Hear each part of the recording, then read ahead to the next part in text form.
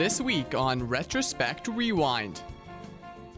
Starting off our show, we take it back to 1994, where we meet a pair of farmers who think ostriches are the wave of the future. For the best investment for your money, think ostrich. Farmers in northeastern Alberta are flocking to the ostrich industry. A group called the Lakeland Ostrich Producers has even been set up to offer support and provide information. Dorothy and Werner Giesler have been in the ostrich business for just over a year. They were successful dairy farmers when they decided to switch over to ostriches. People around here, they look for alternative agricultures to go into, and like the ostrich is very well suited for acreage owners. You don't need a large land base. You know, like you can have 5-10 acres, and you can have a few birds on your property and make a real high return on very little land. Right now, it's still a breeder's market, but the Gieslers say besides the leather and the feathers, eventually the meat is going to take off. I'm very convinced that that people will just flock to that meat, because it'll be only served in kind of better restaurants, like upscale restaurants, and then slowly it will trickle down to the food shelves. But that will take maybe 10 years to come down to a real market, in the supermarkets. They say in these health-conscious times, ostrich meat is the wave of the future. The meat is a red meat, very low in fat and cholesterol, and it tastes similar tasting like veal, and very good. And although the meat may be more expensive than good old Alberta beef, producers say in the end it will be worth it. I'd say about a 30% premium, because it's a better meat than beef, we feel. But we can have already made projections right down to the beef prices, and still we have very attractive returns. Including some boarders, the Gieslers have about 80 ostriches on 100 acres of land. But they say to get started in the business, all you need is a breeding pair and a little room. And moving forward to 1998, motorists deal with an all too common problem: construction on 44th Street. Border City drivers have been experiencing a few headaches today as crews continue to work on one of the city's main drags. As of this afternoon, traffic was down to one lane from 50th Avenue East on 44th Street.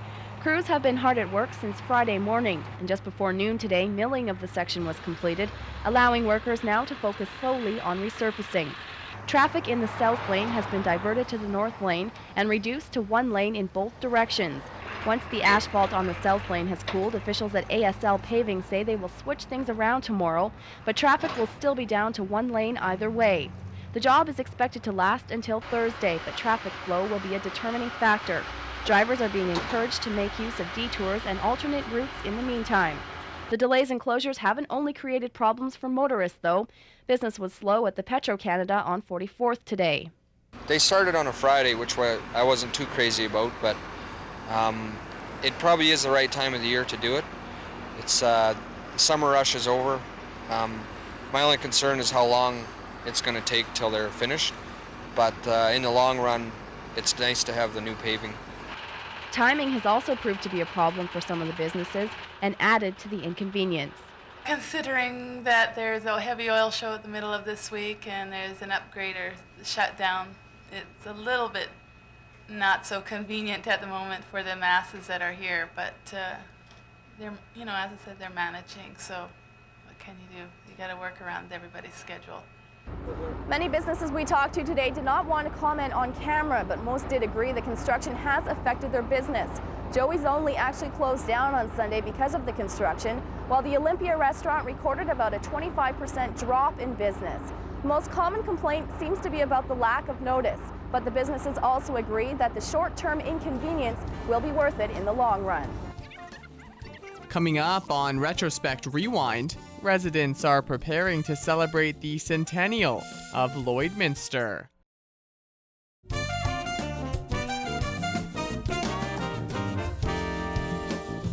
Welcome back to Retrospect Rewind.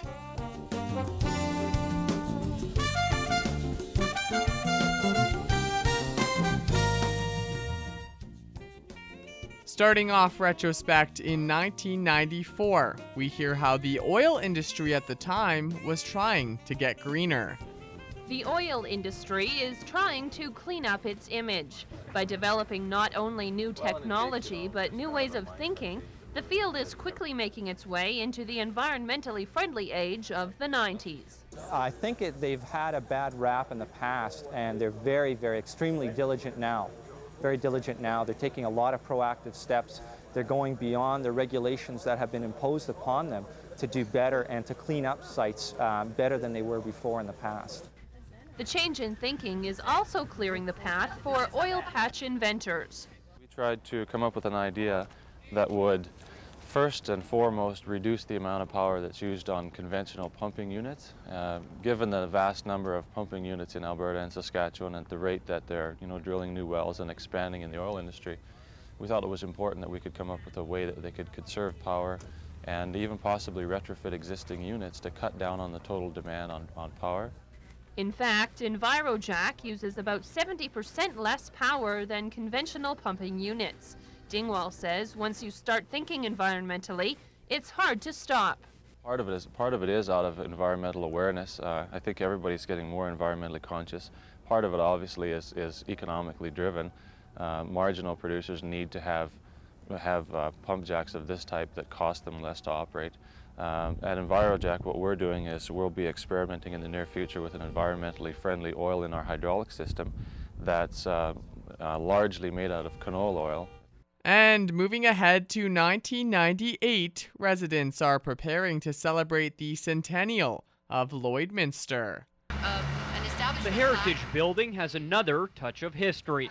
Before council Monday evening, the city was presented with a special commemorative plate. It states the date the building was founded as the old post office. It says Old Lloydminster Post Office, established 1930. A number of old buildings in Lloydminster that we'd really like to mark, and the date the plate shows the establishment date. The association is fundraising for centennial celebrations in the year 2003, when Lloydminster turns 100 years old. When you're trying to raise funds to do a project, as in the celebrations for 2003, which is the 100th anniversary of the city, you start to use your imagination. And so we came up with the plates. The ceremonies didn't end there, as Mayor Plant received a photo album and a frame of memories. It commemorates the 1997 Alberta Summer Games hosted in Lloydminster. And they put together this collage of pictures and an album that we proudly turn over to the city. Vic Juba, Don Whiting, and Doug Aston were on hand to present the gifts. The city will display them for all to view. After presentations, councillors and company got down to business. Coming up on Retrospect Rewind, in 1998, a group searched the Midwest for something out of this world.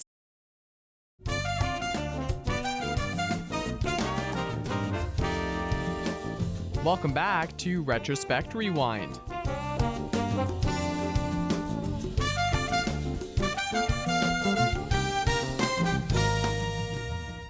We start off Retrospect in 1994 with Indigenous fashion on display at the Native Friendship Center. A full house was the result at the Native Friendship Center's first Aboriginal fashion show. The show was a part of the entertainment at the First Nations annual meeting. Organizers say the community's response was more than they expected for a show that was meant purely to be an entertainment event. I think people are, I wouldn't say more accepting, curious and wanting to know more. I think people are wanting to learn more of the Aboriginal culture. And by coming tonight, they get to see a lot of the culture in the designs, the fashions, and hopefully they'll take a chance and meet the designers in person right afterwards. The show captured some of Canada's top Aboriginal designers. The clothes were a variety of traditional and contemporary styles for both men and women. Each item showcased distinctive Native patterns or symbols. The colors were mainly red, white, blue, and green, which symbolizes the native cycle of life. Jeff Chief, an Onion Lake designer, admits that much of his inspiration has come from tradition and the support of his family. They used to always sew by hand, and they taught me how to be patient and stuff, because before I was always impatient. I always just want to get everything done.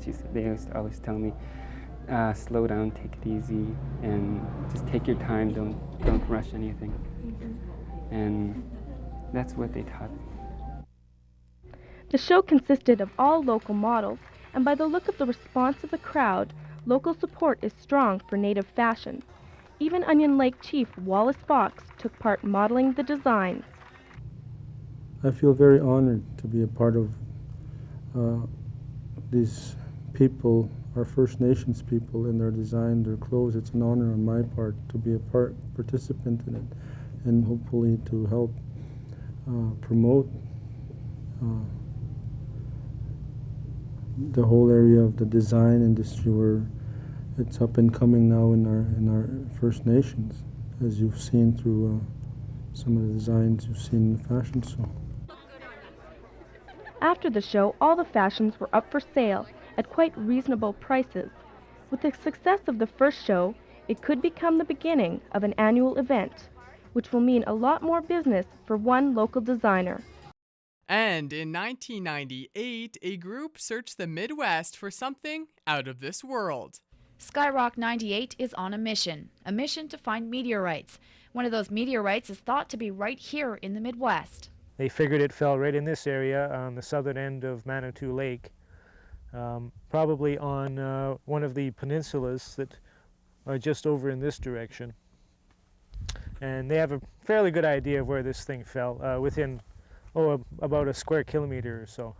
So they figure it's somewhere on one of these two peninsulas. The team is concentrating on 9 particular falls throughout the Prairie provinces. The search is not a blind man's bluff, though. From 1971 to 1985, a system of automated cameras was set up across the prairies to photograph the meteors as they fell. In 1977, a meteorite was found in Innisfree. So far, it's been the only one. The practice of photographing the meteorites ceased in 1981. And so did the discoveries. Mostly, I suppose, a question of budgeting and allocating the expenses towards doing this. It's not a high success kind of thing, looking for these things, so consequently the government was in no rush to allocate any more people or funds towards it. Skyrock 98 won't give up. In fact, they think there's a good chance the Manitou Lake meteor will eventually be found. If this meteorite was visible, we're talking about something that was predicted to be 3.4 kilograms, so about the size of a cantaloupe. Chances are we'd be able to see it, provided that the land was used for grazing over the last, it's been 23 years since the fall, which I think it has. So there's a chance that it's still sitting there unaltered and basically in the same place it was before, and not disturbed in any way. Until then, the search will go on and a piece of outer space will rest right here in the Midwest. Coming up on Retrospect Rewind. Now to 1998, as Saskatchewan's current governing party takes shape, looking to defeat the NDP.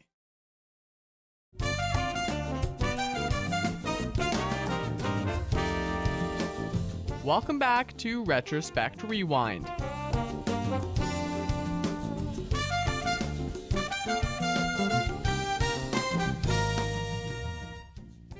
We start our look back in 1994, with border city parents worrying about their kids being tempted to the dark side. Cursed are the vanquished, for they shall be vassals forever. It's not something parents in small rural communities think can happen to their kids. Occult involvement, otherwise known as ritual abuse or Satanism. But as Midwest parents found out at a recent parent support meeting, it is happening right here in Lloydminster. Because I've had a dozen or more kids come to me and have let me know what is happening. Friesen told parents there are many reasons why kids get involved in satanic worship. The two most common are the need for control and the need for power. He says it's primarily an emotional problem brought about by a variety of factors. A lack of love, a lack of care, lack of proper parental guidance. There are many warning signs. Teenagers usually become more distant, sullen, and secretive. They often become mixed up with drugs and alcohol. They can become involved with animal mutilation and self-mutilation. They can also become suicidal and, in extreme cases, even resort to murder. Satanic forces can take over in the individual's life, and the result can actually be that they will do some very brutal things that they normally would never do. Friesen says the important thing to remember is anyone in any community can become involved in satanic worship. The only thing parents can do to prevent this is to emotionally support their teen so that they don't have any need to look for this type of activity. And we fast forward now to 1998 as Saskatchewan's current governing party takes shape, looking to defeat the NDP. Get the pieces of the puzzle together now, and it will reflect positive things come election time. That was the thinking of the Saskatchewan Party as they look to set up shop in Meadow Lake. The Meadow Lake riding is one of the last ridings that we are founding, putting an organization in place. We need an organization, and then we do our candidate search, and we want to have some candidates in place well ahead of the next provincial election, and so we're just minding our P's and Q's and getting our house in order. The leader of the opposition hopes to build a strong membership in this area. A strong alternative in place to challenge the NDP government. The next step? Finding community leaders interested in the Sask Party. One such member made the trip to Paradise Hill for the meeting. We came here from Lloydminster just to be part of the proceedings and to follow what was going on. Wakefield feels the Saskatchewan tax system needs a tune-up. Mainly, I think there's a real need to review the taxation and the tax burden that's placed here on the citizens of Saskatchewan. I think that's a real key issue. And he's not alone. Taxes have to be lowered, and to lower taxes we need a smaller government. Also, we're seeing some infrastructure problems. Our roads are deteriorating, and I've driven on a lot of roads in Saskatchewan over the last few months. We need to fix our roads, and healthcare is slipping a bit. Being party leader, a lot of responsibility rests on Hermanson's shoulders, but he hopes getting the pieces together early will spell success. This week in 1994, Midwest mayors argue for better cuts from video lottery terminals in private businesses. It was always intended that gambling, that if people were to gamble, that there should be a community benefit. Right now, about 15% of money raised from VLTs goes toward the private business owner that has the machine in his or her establishment. The rest goes to the provincial government to fund everything from sports to the arts and wildlife. Midwest mayors have a problem with that.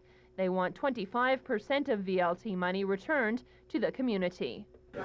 All communities, whether they have VLT machines or not, are impacted because even though they may not have VLT machines in their tiny communities, people from their community are still spending dollars in VLT somewhere, and thereby not being able to support the local charities. Cold Lake doesn't have VLT, but Grand Center, which is just 5 kilometers down the road, people do go there and do spend a lot of money, and that's why our recommendation of per capita is to make equitable to all communities. Definitely, if we get VLTs in Cold Lake, the problem hits home right there. The mayors say any money from VLTs should be split between the municipalities and the provincial government, with part of the funds going to rehabilitate problem gamblers. But the province says the deficit has to come first. Because of our own deficit problems, a lot of that money is now going into GRF to help us deal with the deficit. I guess after we deal with the deficit, then what is an equitable solution for the distribution of these funds back to the community? Premier Klein says a committee is being set up to look at both sides of the issue. We will work with the Alberta Urban Municipalities Association and the Association of Municipal Districts and Counties to set up a council or some kind of a committee to arrive at a formula for the equitable distribution of these funds. Local MLAs Leo Vasseur and Paul Langevin were asked to leave the meeting. I was a little disappointed that I could not take part in the meeting, but on the other hand, I understand politics and how it works, and I think that with any government in power, the same policy would apply, and I'm not going to lose any sleep over that. This is a matter between the mayors and government. And the last time I looked, as much as we'd like to have Mr. Langevin, and we like his cooperation and his participation, but the fact is Mr. Langevin and Mr. Vasseur, they're elected officials, but they are not, and I repeat, they are not government.